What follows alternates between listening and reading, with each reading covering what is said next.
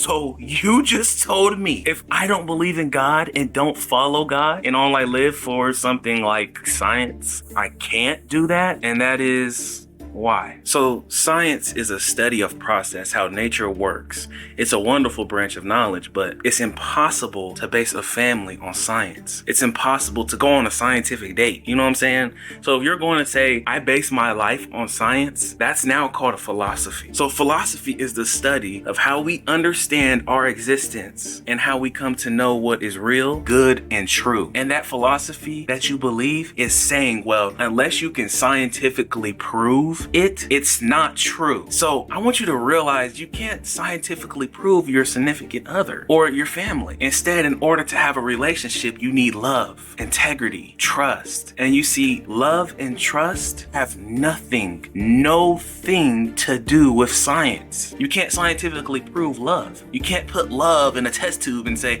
I got it, guys. I caught love live in the flesh. Or you can't say, well, technically it's a chemical reaction that No, that explains how love works maybe, but it doesn't tell you what love is at all. So you're saying there's no reality of love? You cannot prove love scientifically, so you cannot prove that it's real and actual? Or the only way you can feel that it's real is trusting and having faith? So I'm convinced there are different types of knowledge, bro. Now, different types of knowledge are not based on blind faith. They're based on evidence, but are different types of evidence. So historical knowledge is not based off of repeatability of an experiment. It's based off eyewitness testimony. Now, obviously, scientific knowledge that we both value is based on repeatability. If you can't repeat it, it's not scientifically true, but it can still be true, just not scientifically. Well, how? So, like in a relationship or your friendship, I can't prove a person, but I gather evidence that the person is reliable and I trust the person. So, me as a critical thinking human being, I base my life off of scientific evidence, biologically and chemically, historically when you study history, but also personal evidence when you're trying to build a friendship.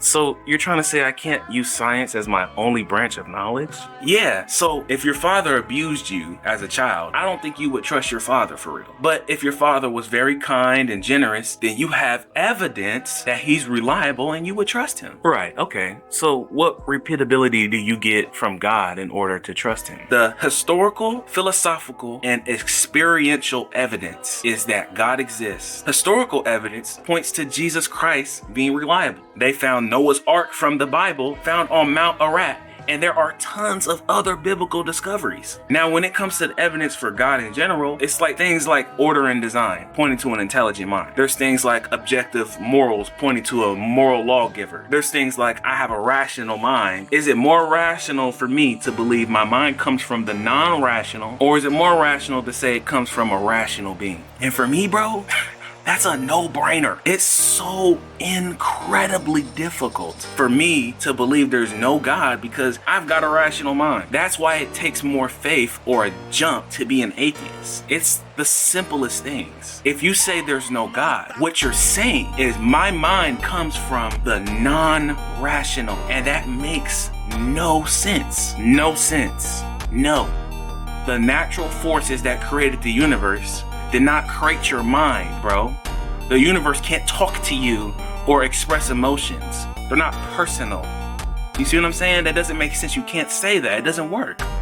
We discovered the universe is not eternal, but a God that caused the universe and everything that we know to exist is rational, and he's outside of time, space, matter, and energy. Is it more rational? Yes. Even if it is hard to comprehend, it's still more rational and logical to say than to say it comes from absolutely nothing. That you can't do that. You can't. It just doesn't work. It sounds logical, but I don't know, man. God just seems so unnecessary. I mean, pick a scientific process. We don't get order from chaos or by chance. If there's intention, there's purpose. If there's purpose, then there is a mind. It's not difficult. You don't have to strenuously hurt yourself to think about that. We know. And we all are designed, and we are the most complex beings on the planet. It's common sense. It's just common sense. You know, you can try and use the scientific words to describe what you want to communicate and make yourself feel smart, but in reality, you're simply saying nothing created something, a human being, and that's his as illogical as it gets. The smartest man in the world, Isaac Newton, that Neil deGrasse even admitted he was the smartest, and that he was a Christian because he believed, based on the evidence of his studies, that God was the creator of the universe and that science was a way to understand God's mind. Newton believed, based off the evidence, that God's existence was undeniable in the face of the grandeur of creation. Newton believed, based off the evidence, that God governed the universe according to the laws of mathematics. He thought that his work in mathematics and physics gave him a window into how God designed the universe. Newton believed, based off the evidence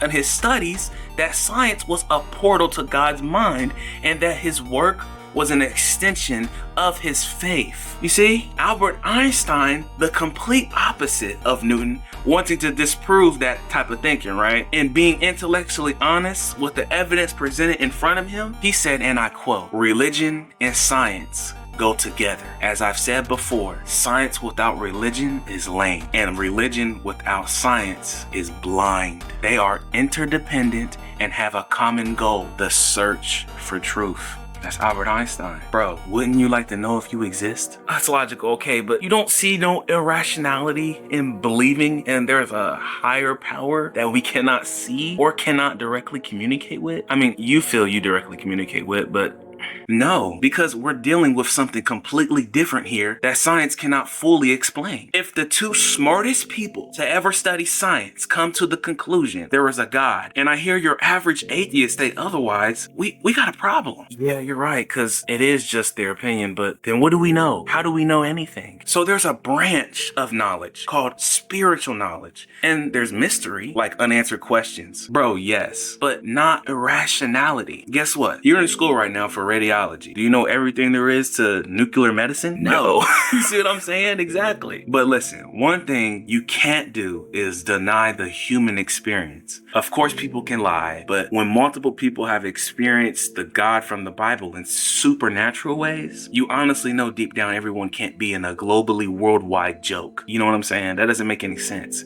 If Jesus was a good bedtime story supposed to been forgotten about, why are people in 2024 saying they are encountering him still? That's not even logical. It's just ignorant. You gotta ask yourself, did I miss something? Or what the is going on? You don't just dismiss it blindly. And bro, I'm gonna be honest with you, the answer was never up here in the brain. It's here. It's a heart condition. I mean, you're probably right, but every religion say they go through supernatural things. How do I know what you're saying is true? Well, when you look at people and they claim to follow all these different religions, and to see what they are saying is true, we got to test it. What is the difference between spiritual encounters and plain old religious practices that people claim to follow? This is just one of the big reasons I know Jesus is God, unlike the other religions. That sounds kind of interesting. What is it? How can you tell? I will teach you how to spot it in another vid, bro. I do skits, not documentaries. But it ultimately led me to have a spiritual encounter with the Most High God, Jesus. Wait, you always do this. So is there a route you can take to prove there's a God? Huh? No, because we can't prove almost nothing in life. Because to prove something is to say, there is no other way. So I can never prove God to you, because you can always think of another way if you want. But the evidence is God exists. The evidence is Christ is reliable. That's why faith in Jesus is so wise.